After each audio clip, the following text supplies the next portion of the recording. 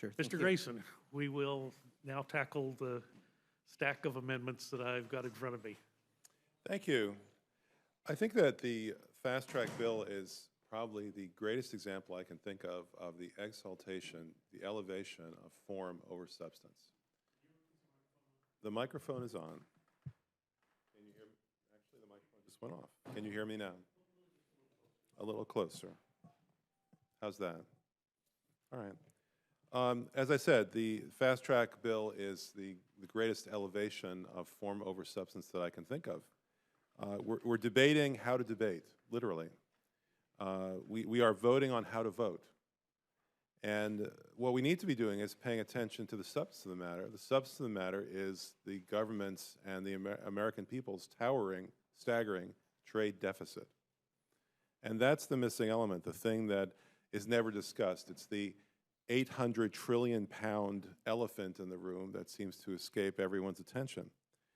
And that's remarkable because it's been with us for 20 years now, ever since we enacted NAFTA. Before the North American Free Trade Agreement went into effect, there wasn't a single year in our 200-year history up to that point when we had a trade deficit as high as $135 billion.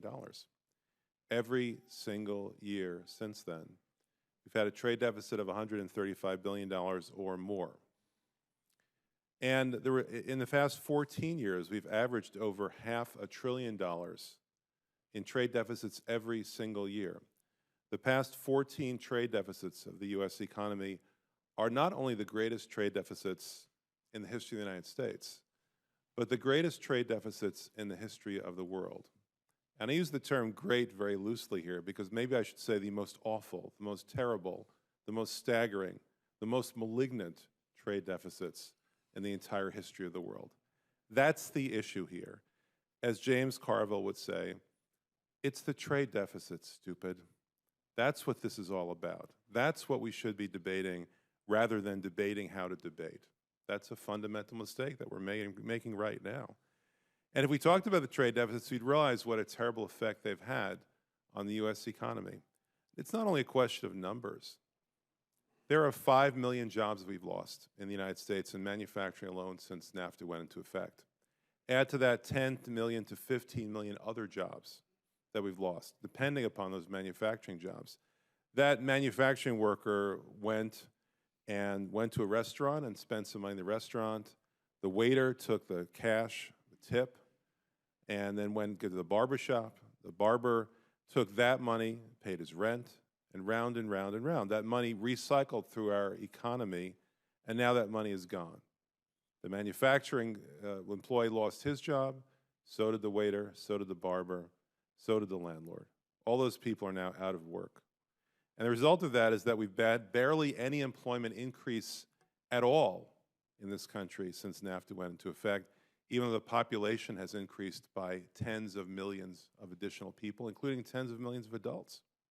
No more jobs, same number of jobs, more or less, but a huge increase in population. And it didn't have to be that way. What's happened in effect, as we've accumulated a staggering $11 trillion trade deficit over the past 20 years, what's happened in effect is not simply the basic fact that we're buying their stuff and putting them to work, but they're not buying as much of our stuff and they're not putting us to work. That alone would be bad enough. But what's happened in addition to that is that we've gone deeper and deeper and deeper into debt. Not the federal debt that we hemorrhage our thoughts over, that we obsess about, but rather the trade debt. You know, the federal debt could be paid off tomorrow because most of it is still held in U.S. hands. We could increase taxes and pay off that debt. We'd be taking it out of the left pocket, putting it into the right pocket. You can't do that with a trade deficit. You can't do that with a trade debt. That's all money that we owe to foreigners. And it's incredible at this point that we have this conversation about how to pass trade bills without giving any thought to the fact that trade, free trade, fake trade, whatever you want to call it, has been the worst economic disaster that this country has ever seen apart from the Great Depression. And the fact is that the American people have suffered the worst economic mismanagement under both Democratic presidents and Republican presidents that the world has ever seen. There is no other country that has even come close to running up an $11 trillion tab. There's no other country in the world where each individual in that country owes $35,000 to foreigners. And there's no other country in the world where the government has a $7 trillion debt to foreigners, that it would have to tax you and me and the other 320 million Americans in order to pay off and see that money leave the country. Chair would ask if the gentleman would yield for a moment. Yes. You do have a number of amendments that I have in front of me. It has been a long day. Could you perhaps summarize your feelings on the Trade Promotion Authority bill that's in front of us, and then move on to your amendments? Well, that's sort of what I've been doing, Mr. Chairman, but I'll continue. Thank you. Well, you know, the gentleman's correct. We don't have a clock here in the Rules Committee. But at the same time, I would ask the gentleman to show some consideration for the members of the Rules Committee who are here to listen to his amendments. There are other members who have amendments to offer after you conclude, so it's not just your work that needs to be done, there is other work as well. I yield back to the gentleman to discuss his amendments. Thank you. If you want me to yield to another member offering an amendment, I'll do that right now. The chair would recognize the gentleman to discuss his amendments. All right, well, I'll continue in the same vein that I've been speaking. Thank you. The chair yields to the gentleman to discuss his amendments. Thank you. So, as I was saying, we have a situation now where we are deeply, deeply into debt, not just to ourselves, not just poor people owing money to rich people, not just parts of our government, state, local, federal government owing money to bondholders. Gentleman Neal, Yes, which amendment are you talking about? the first one. Number, 1.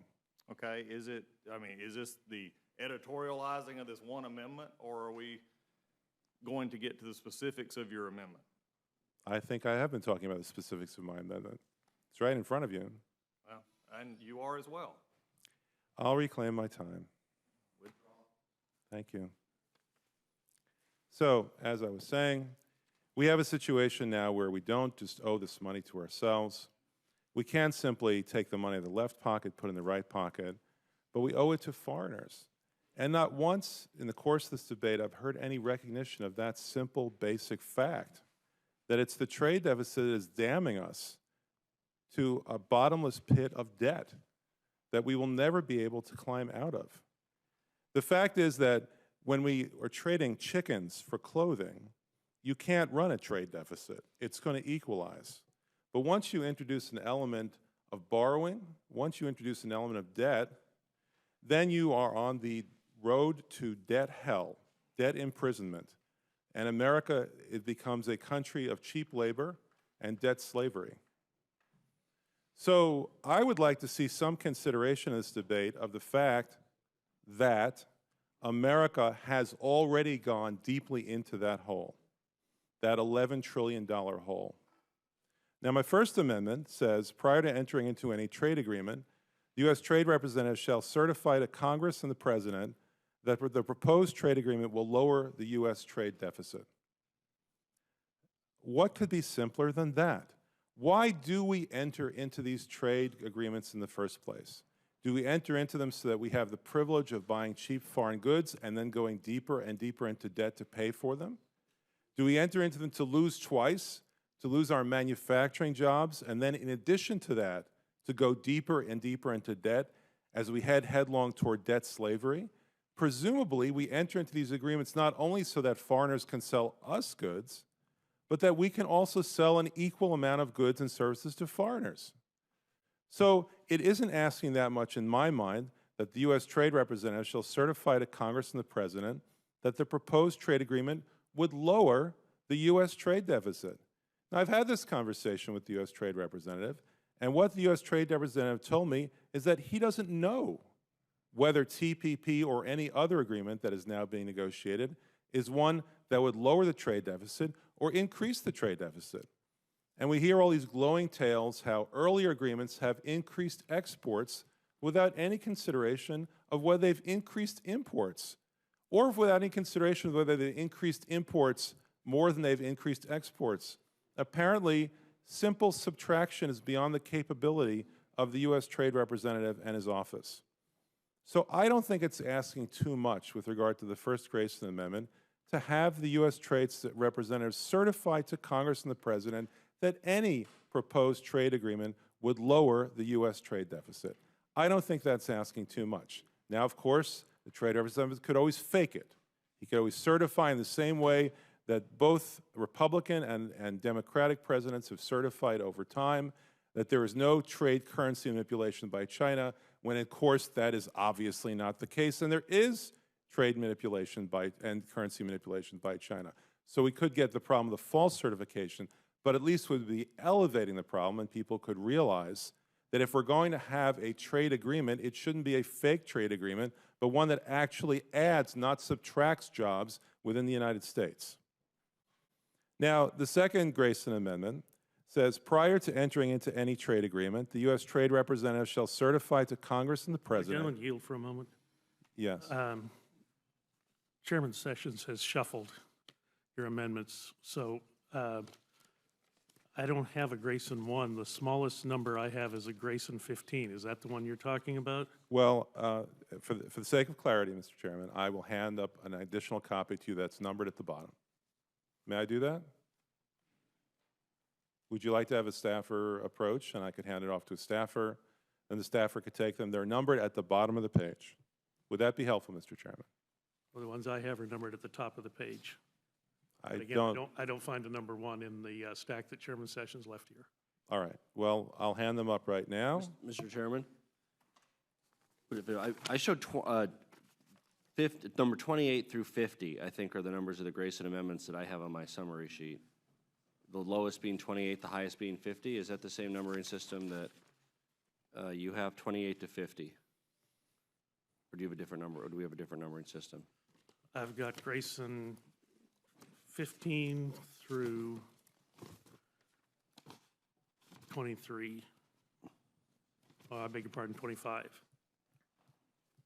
Okay, and I'm working off the summary sheet. Well, he's provided me another copy, so we're good. Proceed. Thank you. Would the gentleman from Colorado like me to hand him a copy that's numbered at the bottom of the page and indicates? If you brought another copy, that would be much appreciated. Thank you. Yes. If you could have a staffer come here, I would hand it up to the staffer. The staffer can hand it to you. Thank you. Continuing, Mr. Chairman.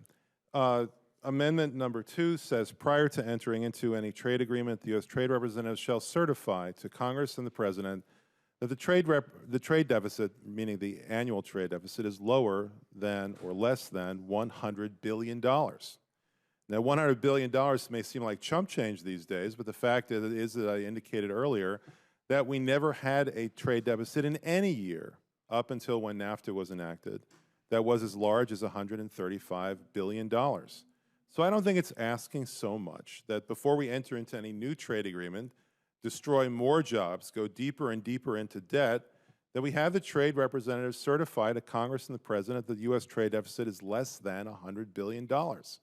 Now, I'm well aware of the fact that we've been running enormous, staggering trade deficits for the past 14 years that have been averaging $500 billion, more than 5 times what we're talking about here.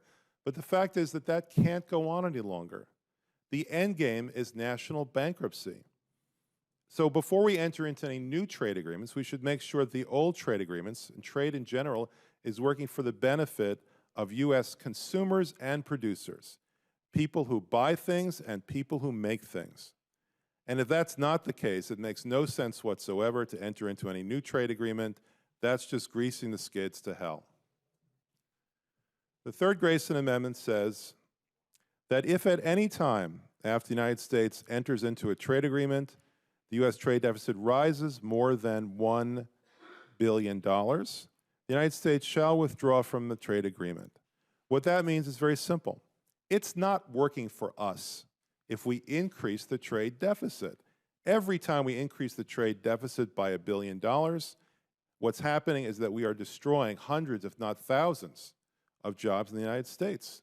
So, before we enter into it, we should make sure that's not going to happen, and after we enter into it, we should make sure it's not happening. That seems simple enough to me. So that once we're in an agreement, if it turns out that it's going heavily against us, that we're losing money, losing jobs, going deeper and deeper into debt, we should stop. That's not asking so much. These things aren't drawn in blood. They're not signed in blood. It's not asking so much. If it's not working out, we should just stop.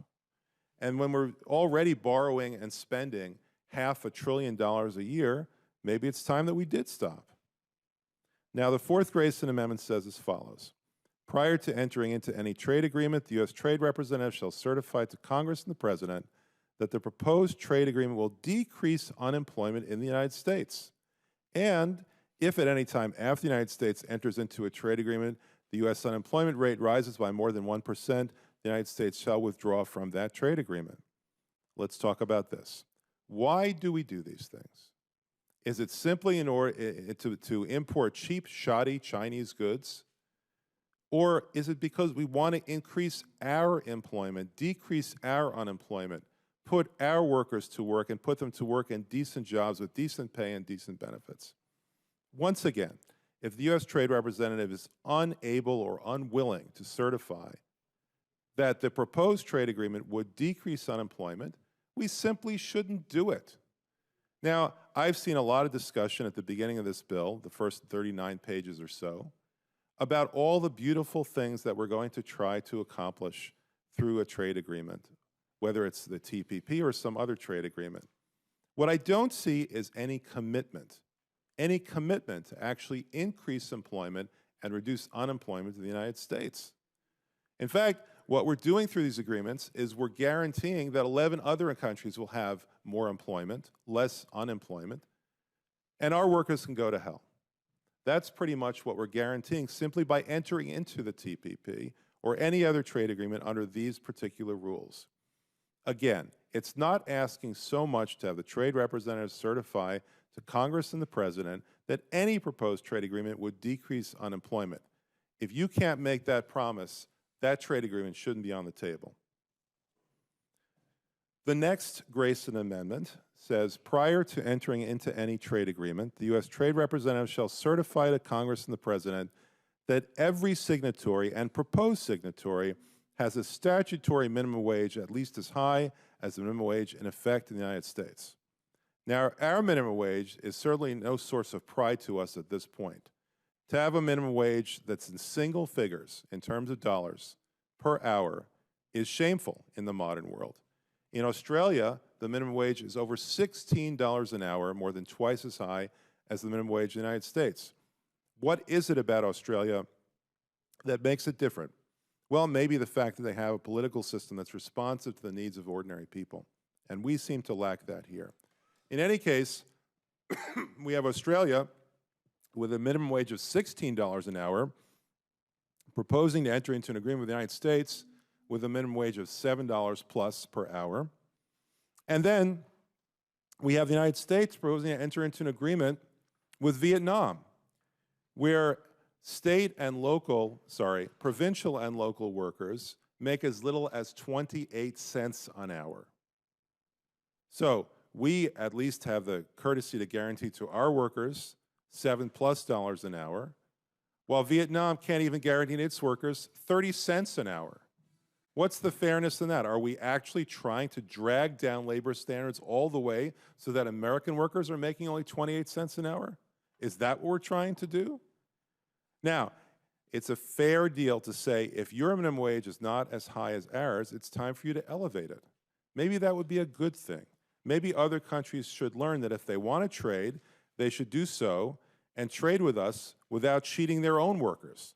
And certainly, whether we do that or not, we should guarantee that we're not cheating our workers out of a fair living, a fair wage that will provide them with the money that they need in order to survive. The sixth Grayson Amendment says, prior to entering into any trade agreement, the U.S. Trade Representative shall certify to Congress and the President that every signatory and proposed signatory has environmental standards in place that are at least equivalent to those in the United States. Now, in this country, we recognized when I was a teenager, when I was a boy, that we need to have clean air and clean water. What good does it do to us to import our goods from places that don't have clean air and clean water, that are literally choking their workers to death,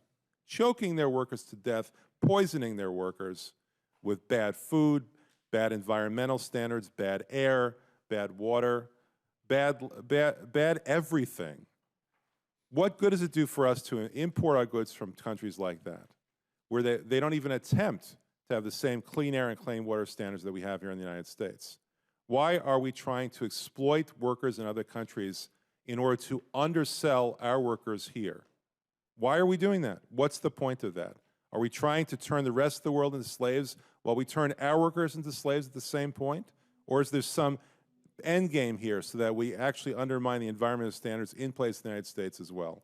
I don't think it's unreasonable to insist that other signatories to trade agreements have environmental standards that are at least equivalent to those in the United States.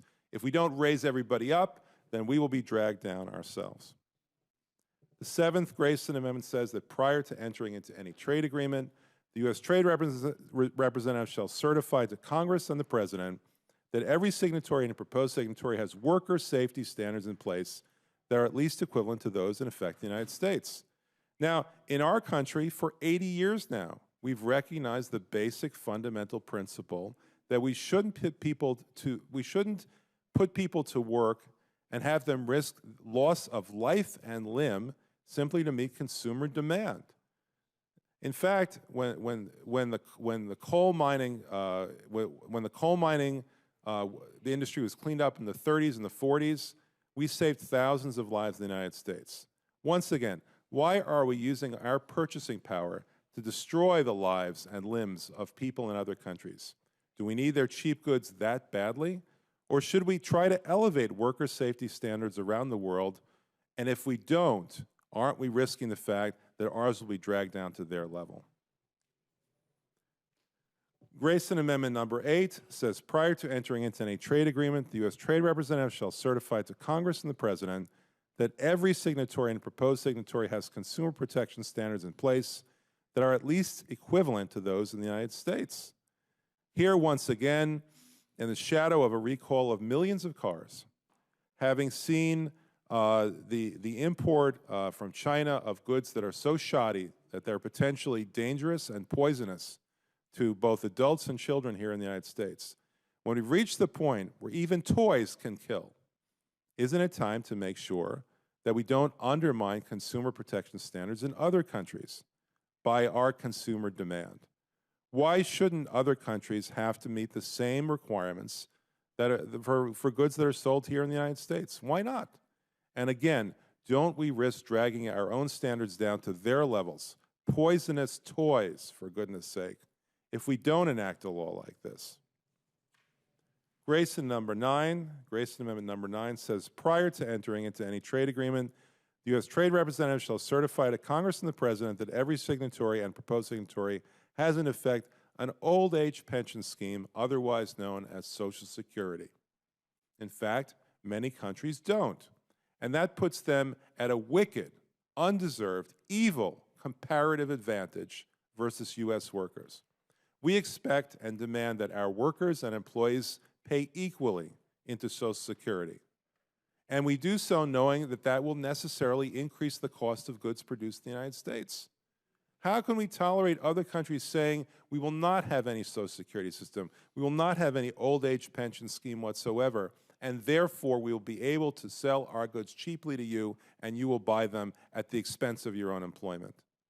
Isn't it obvious that we have to provide protection to our workers, our Social Security, our Medicare, by making sure that similar statutory protections exist in all other countries that we trade with? And isn't it obvious that if we fail to do so, we will not only be cheating ourselves out of our production of goods and services, we will be putting our goods and services at a competitive advantage, but ultimately, by denying that employment, by decreasing that employment, we will not be able to pay for our Social Security and Medicare ourselves.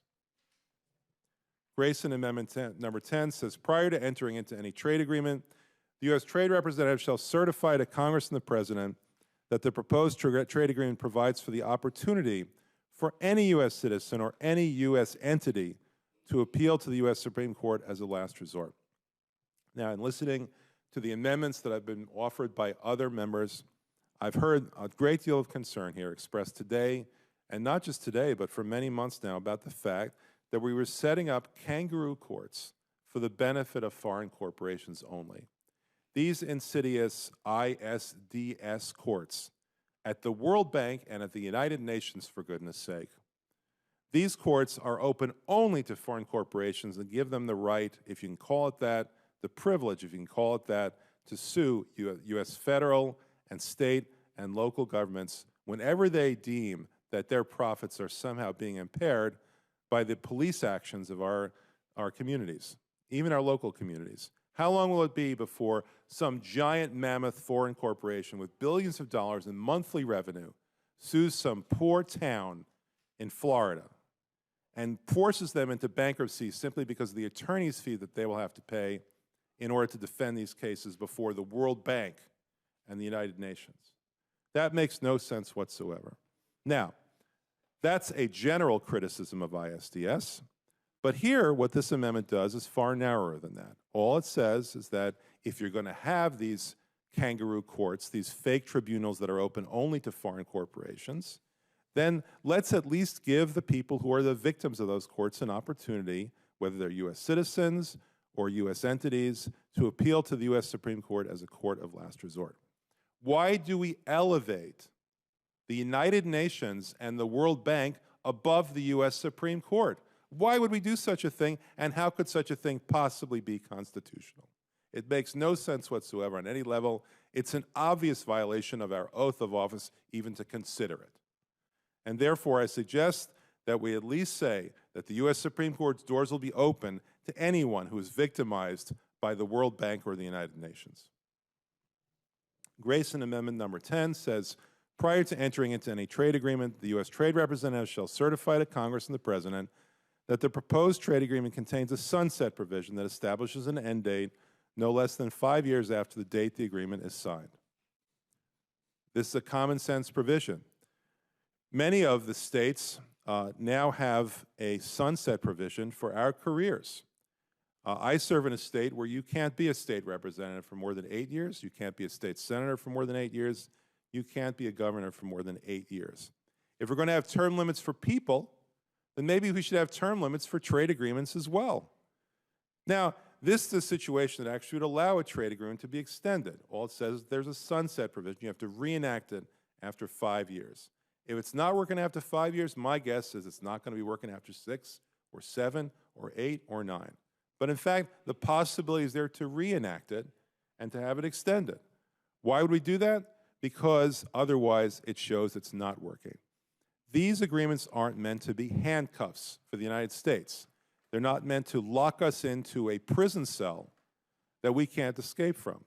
So having a 5-year sunset provision is an obviously plausible, reasonable way to deal with this fundamental problem. Grayson Amendment number 12 says that prior to entering into any trade agreement, the U.S. Trade Representative shall certify to Congress and the President that the proposed trade agreement contains no provision that would prohibit the U.S. Congress from enacting legislation requiring specified products purchased by the U.S. government be made in America.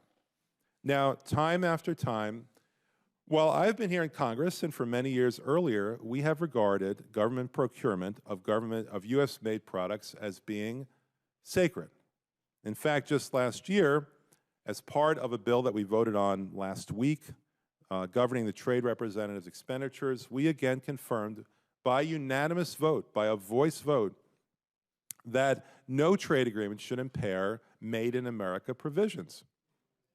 And yet, there's nothing in this agreement, there's nothing in the fast-track bill that ensures that that would be the case. On the contrary, it's clear that that would not be the case, that as soon as we have agreements that are in place, that are Made in America provisions, whether statutory, regulatory, or otherwise, they are subject to immediate attack at the World Bank, immediate attack at the United Nations, and the obvious consequence will be that we'll simply lose them.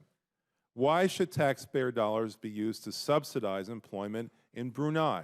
Why should taxpayer dollars be used to subsidize employment in Vietnam or anywhere else in the world? Taxpayer dollars are meant to be spent on behalf of the taxpayers for taxpayers. We have a government of the people, by the people, and for the people, and we're talking about the American people, not foreign people. Therefore, it seems reasonable, with regard to Grayson Amendment number 12, that we provide that the trade representative must certify that no provision in any trade agreement would prohibit Congress from enacting legislation requiring Made in America. Grayson Amendment number 13 says that prior to entering into any trade agreement, the U.S. Trade Representative shall certify to Congress and the President that the proposed trade agreement contains intellectual property protections that are at least as strong as those found in American law. Now, in fact, what we're seeing is a potential race to the bottom here. We are putting our intellectual property protections in the hands of the World Bank and in the hands of the United Nations. Why would we do such a thing? Why would we take the laws that are the function of the constitutionally prescribed process, passage in the House, passage in the Senate, signed by the President or overcoming his veto, why would we take those laws and toss them out the window in favor of some kangaroo court in the United Nations or the World Bank, operated by lobbyists? Why would we do that? It's unreasonable to think that they will come to the same conclusions that 200 years of case law and in fact, the basic laws that we've established here regarding copyright, regarding trademark, regarding intellectual property in general, regarding patents, it's unreasonable to think that they will magically come to the same conclusions as we've established by law, especially when you consider that they have no incentive to do so. On the contrary, their incentive is to make sure that foreign corporations are happy with their results when they go to these ISDS tribunals. Grayson Amendment number 14 says that prior to entering into a trade agreement, the U.S. Trade Representative shall certify to Congress and the President that no signatory or proposed signatory collects private electronic data on its citizens in violation of its own Constitution. There's been a great discussion in the past couple of years about whether the United States is in risk of becoming a police state, where, in fact, we have our own government spying on us in the name of protecting our security. I think it's reasonable to say that however our own debate comes out regarding the extent of the Fourth Amendment, our right to be free from unreasonable searches and seizures, and to expect that if there is an intrusion on our privacy, it be based on particularity and on probable cause. It's reasonable to expect not only that conclusion here, but in our trading partners as well. If not, we might as well be trading with North Korea. We might as well be trading with Big Brother state. We might as well be trading with any slave state that's established using private electronic data in order to intimidate its own citizens and deny them the basic right to be left alone. So I think that it's fair to say that if we're going to have standards like that in the United States, we should expect the same from our trading partners. Selling to United States consumers is not a right, it's a privilege. And with that privilege comes certain responsibilities, including freedom for your own people. Grayson Amendment number 15 says as follows. Prior to entering into any trade agreement, the U.S. Trade Representative shall certify to Congress and the President the expected trade benefits of the proposed trade agreement. If the United States does not achieve the expected trade benefits within 3 years of entering into a trade agreement, the United States shall withdraw from the trade agreement. Mr. Chairman, why do we do this? For the simple reason that we need to think a little bit about whether trade agreements are actually going to benefit the United States and how they will benefit the United States. In fact, discredited economic thinking from 200 years ago drives us to think that free trade is some kind of absolute good without regard to investment, debt, intellectual property, the trade of services, anything that makes the 21st century real. So it's not asking so much to have the trade representative certify to Congress and the President that expected trade deficits from the proposed trade agreement be real, and to enumerate them, and to hold us to a particular standard. It hasn't been so long since we entered into a trade agreement with Korea, South Korea, that was wildly different, the reality of which was wildly different from what we were told. We were told that the South Korean trade deficit would decrease the U.S. trade deficit. The South Korean trade agreement would decrease the U.S. trade deficit. In fact, it has increased that trade deficit dramatically. Legislation is all about what the future should hold. It's all about making promises to the American people that their lives will be better. It's reasonable to think that the trade representative can spell out, in some particularity, what those promises are, and then, for goodness sake, maybe keep those promises. And 3 years is long enough to determine the truth of the matter.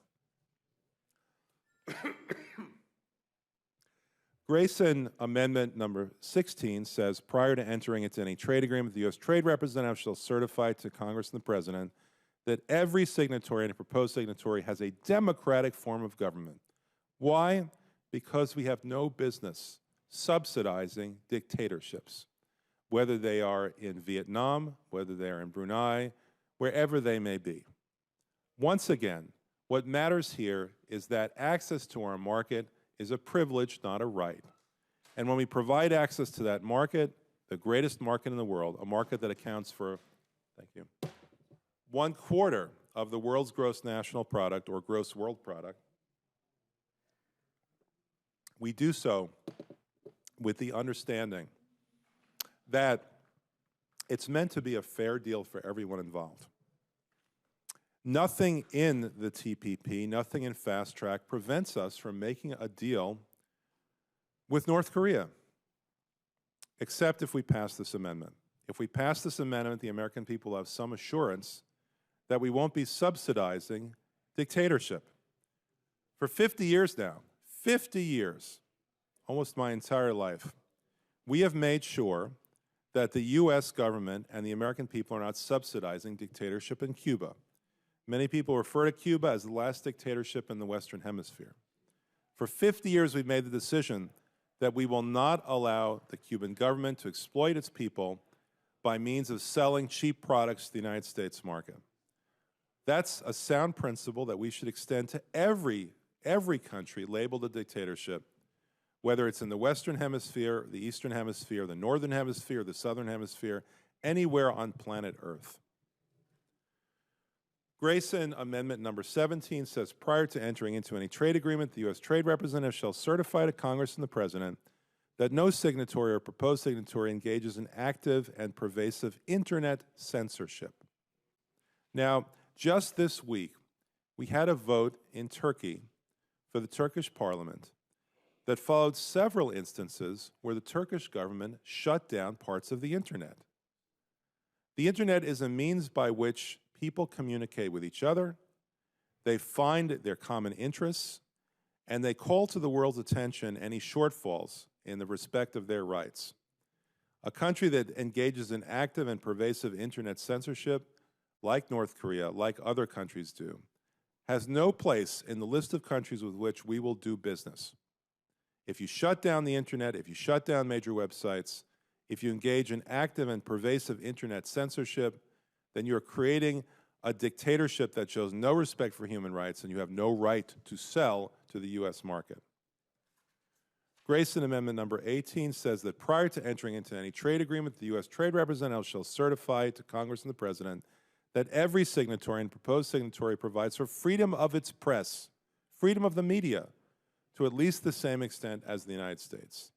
Why? Because short of that, we are subsidizing the worst kind of dictatorship that the world can offer. The freedom of the press is part of the First Amendment. The First Amendment is first for a reason, as the Supreme Court has said. It is the keystone of our freedom as people, as human beings, as autonomous creatures.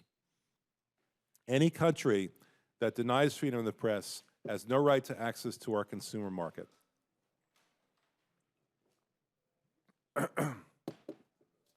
Grayson Amendment 19 says, prior to entering into any trade agreement, the U.S. Trade Representative shall certify to Congress and the President that every signatory and proposed signatory prohibits forced labor.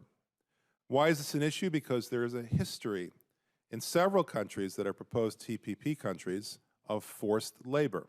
Not just in China, which may or may not ever join this deal, as Chairman Sessions has pointed out, but rather countries like Vietnam, countries like Brunei, where there's a genuine issue about whether there's been forced and slave labor in order to produce products.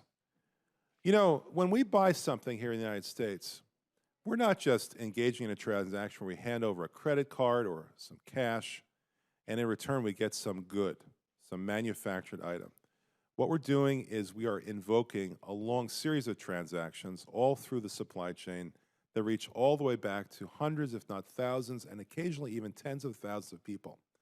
When you think about the phone that's in my pocket, you think about the phone that's in my pocket, in your pocket, in everyone's pocket in this room, there are tens of thousands of people who've contributed in some way to the production of the items inside that phone. And the same thing is true when we buy any item in the modern marketplace. There's a chain of supply reaching all around the world to tens and thousands, if not hundreds of thousands of individuals, and that makes every purchase decision that we make a moral decision. It's a moral decision. And therefore, when we buy an item that's imported from a country that has slave labor, that has forced labor, we're saying to that world, we are okay with that. We have no problem with your enslaving your own people. Well, I'm not okay with that, and I think that if we're going to have trade rules at all, we should have a rule against forced labor. That would seem to me to be a bare minimum of what we should expect of other countries if they want to trade with us. In the same vein, Grayson Amendment number 20 says that signatories and proposed signatories of trade agreements must prohibit child labor. How many of us, I have to wonder, have seen pictures of what it's like in Indian workshops, to give you just one example, where children as young as 8 years old are put to work for not just a few hours a day after school, not just 8 hours a day, but sometimes 10 or 12 or even 14 hours a day without the benefit of school, because the country that they're in tolerates that, tolerates it. Well, perhaps things haven't advanced far enough within India to be able to prohibit child labor. Maybe their democratic system hasn't advanced to that point, but our democratic system has. And once again, every purchase decision is a moral decision. If you buy any item that reflects the use of child labor, incorporates into it the sweat off an 8-year-old's brow, then you are making a bad moral decision, and we can get together as a country and decide that that's not good for the United States, that we tolerate the use of child labor in the modern world, and we subsidize it through import of products from countries that allow for that. Grayson Amendment number 21 says, prior to entering into any trade agreement, the U.S. Trade Representative shall certify to Congress and the President that every signatory and proposed signatory grants freedom of religion to its citizens at least to the same extent as the United States. Sometimes we focus a little too much on economic issues. It's worth considering what kind of country would deny freedom of religion to its own citizens. Obviously, only a dictatorship could do that effectively. And once again, why do we want to enter into commercial arrangements with dictatorships? How is that any different from entering into a commercial arrangement with the Stalin regime or the Mao regime or the Hitler regime? How is it any different? Isn't it just a modern version of that kind of tyranny when a country denies freedom of religion to its own citizens? If we're going to talk about standards, it shouldn't just be economic standards, but moral standards. Standards of freedom. Standards that reflect our judgments as human beings about what other human beings deserve in their lives. Grayson Amendment number 22 says, prior to entering into any trade agreement, the U.S. Trade Representative shall certify to Congress and the President that every signatory and proposed signatory grants freedom of speech to its citizens at least to the same extent as the United States. Once again, if a country does not grant freedom of speech, if you could be locked up and put in prison simply for saying what's on your mind, then a country like that does not deserve to have a government subsidized by U.S. taxpayers or by U.S. consumers. It's a simple moral principle. If you deny your own people freedom, you don't have any right to sell your goods, your services here in the United States. Grayson Amendment number 23 says, prior to entering into any trade agreement, the U.S. Trade Representative shall certify to Congress and the President that every signatory and proposed signatory grants freedom of assembly to its citizens at least to the same extent as the United States. Again, if you don't have the right to speak your mind, if you don't have the right to get together with other people who are similarly minded, have a similar framework in their mind, then what good is freedom? What do we expect of other countries? Why do we go to war in a place like Iraq? Why do we go to war in a place like Kuwait, if not to make some effort to see to it that countries like that respect some degree of human dignity on the part of their population and not just our dignity on the part of our population. What moral justification do we have? How much fortune has been spent over the years in trying to assert through military means the kind of standards that we could easily and cheaply, without any detriment to ourselves, assert through trade means?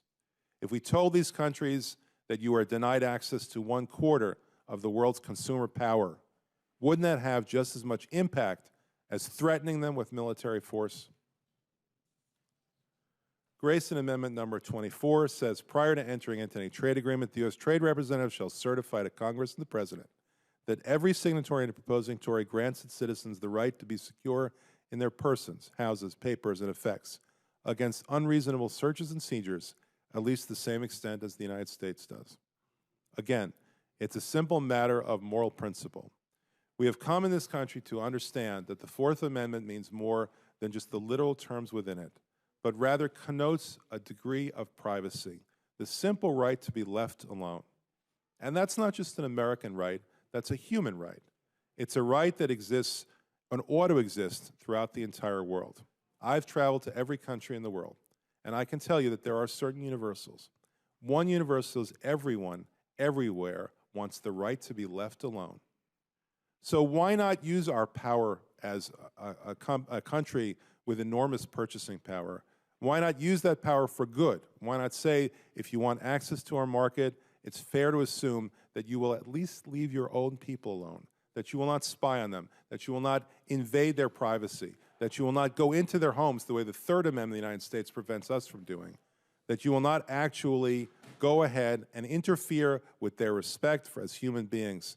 What's wrong with that? We should do that. That's what trade should be all about.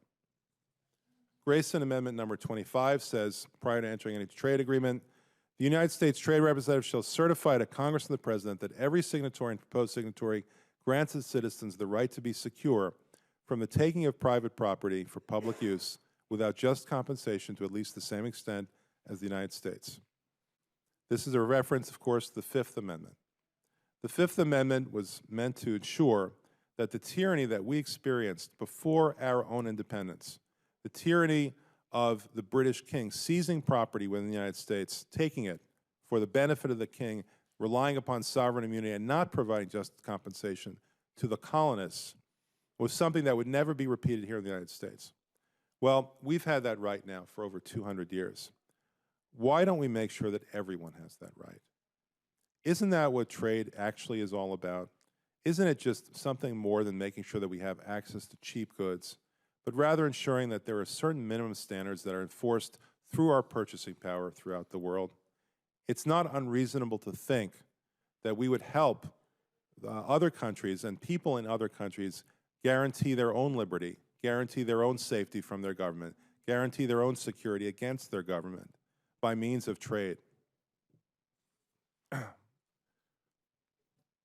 Grayson Amendment number 26 says, prior to entering into any trade agreement, the U.S. Trade Representative shall certify to Congress and the President that every signatory and proposed signatory prohibits cruel and unusual punishment from being inflicted upon its citizens at least the same degree as the U.S. government protects American citizens. This, of course, is a reference to the Eighth Amendment and to what we call the Bill of Rights. Now, it is true that in the 200 years since we've enacted the Bill of Rights, we've had some good pickups. We've had other countries, particularly in Europe and in some parts of East Asia, that have recognized that a system that guarantees liberty is a fair system, a just system, and a productive system. However, not everyone has come to that realization. There are still many places around the world, including the 11 countries who are the putative beneficiaries of the TPP, that don't quite see things the way that we do. And the result of that is that there is, in fact, a war over time. Either we're going to have to drag them kicking and screaming into the 21st century and respect for individuals and individual rights, or they're going to drag us down to their level. So this is a simple plea that we make sure that we are elevating them to our level rather than being dragged down to their level. Whether it's the Fifth Amendment, Second Amendment, the Fourth Amendment, the Eighth Amendment, These are our rights as American citizens, and trade is one of the most powerful tools, if not the most powerful tool, that we have to elevate world standards of human rights. Grayson Amendment number 27 says, prior to entering into any trade agreement, the U.S. Trade Representative shall certify to Congress and the President that every signatory and proposed signatory guarantees its citizens the right enumerated in Article 23, Section 2 of the Universal Declaration of Human Rights, which states everyone, without any discrimination, has the right to equal pay for equal work. Equal pay for equal work. We've had a law guaranteeing that to women for almost 50 years now.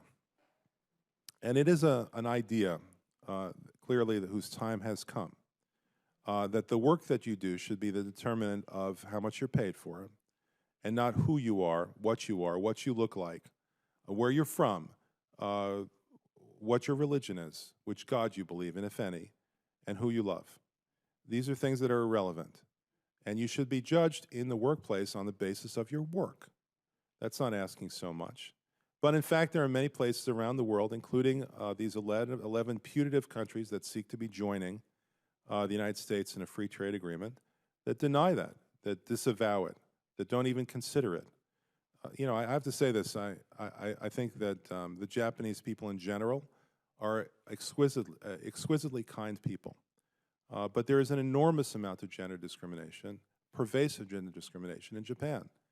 If Japan joins the TPP and enters into a free trade agreement with the United States that extends to a large part of the Pacific countries, it's not asking so much to see to it that we take a stab at trying to reduce, if not eliminate, the pervasive gender discrimination in Japan. That's one of the great powers that we have, and it's a power that we should use.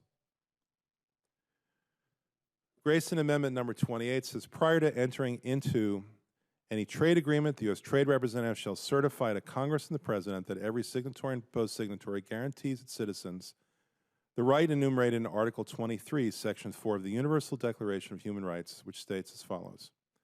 Everyone has the right to form and to join trade unions for the protection of his interests. Now, I realize that this is controversial because there's been so many efforts recently to deny that right to Americans. But it's a right that's been embodied in our laws since the 1930s. And it's a right that provides some hope, some kind of hope, that people working together in the workplace can actually elevate their existence and not make the labor force a war of all against all. We've had a lot of difficulty in getting any progress toward an increase in the minimum wage. But just this year, in my district, Disney World entered into a new labor contract. They elevated the lowest paid workers' pay from $10 last year to $11 this year and $12 next year. That's a 20% raise to the people who make the least amount of money working at Disney World. That's the kind of raise that trade unions can provide that workers could never negotiate on their own behalfs individually in the workplace.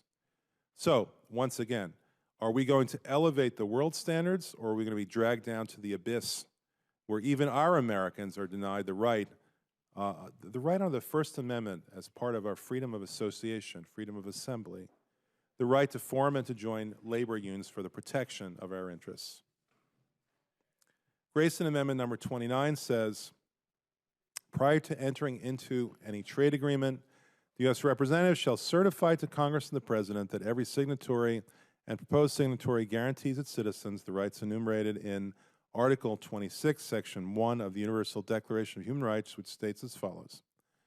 Everyone has the right to education. Education shall be free, at least in the elementary and fundamental stages. Elementary education shall be compulsory. Technical and professional education shall be made generally available, and higher education shall be equally accessible to all on the basis of merit. Now, it just so happens that free public schools were invented here in the United States. It was 200 years ago. Not many people remember it. But the fact is that this particular article in the Universal Declaration of Human Rights is one that we made possible. We Americans made this possible. We came up with the idea of free, universal, compulsory elementary education. We created it.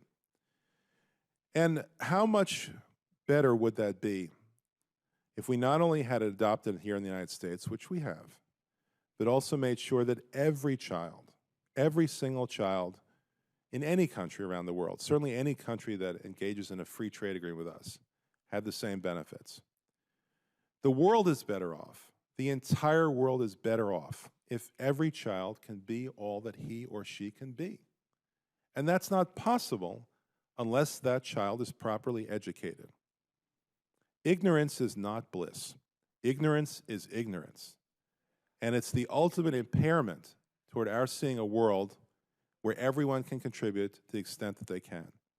The great opportunity of the 21st century is to make sure that every child grows up to be an adult with all the benefits that his own particular combination of skills and abilities and talents can possibly muster.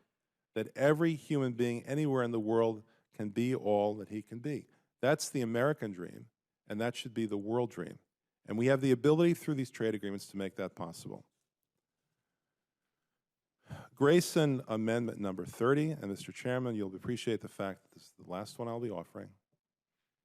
Grayson Amendment number 30 says that prior to entering into any trade agreement, the U.S. Trade Representative shall certify to Congress and the President that Section 108 of this Act shall be explicitly stated verbatim in the final legal text of a trade agreement. Section 108 says as follows: sovereignty.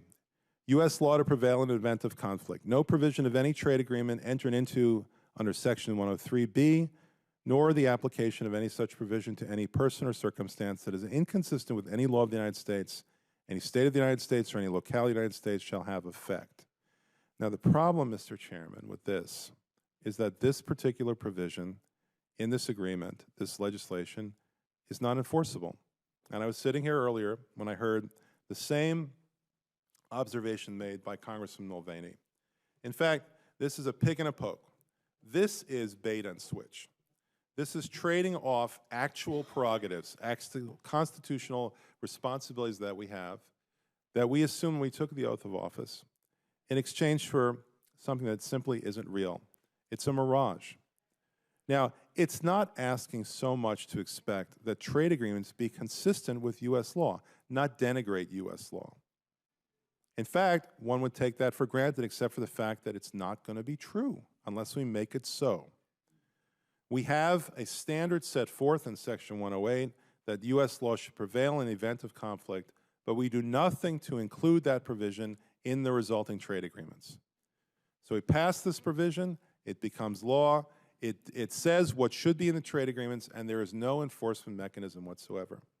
And the absence of an enforcement mechanism makes this whole thing, this whole undertaking, this whole effort at legislating a fraud. It's not a word I use lightly, it's a fraud.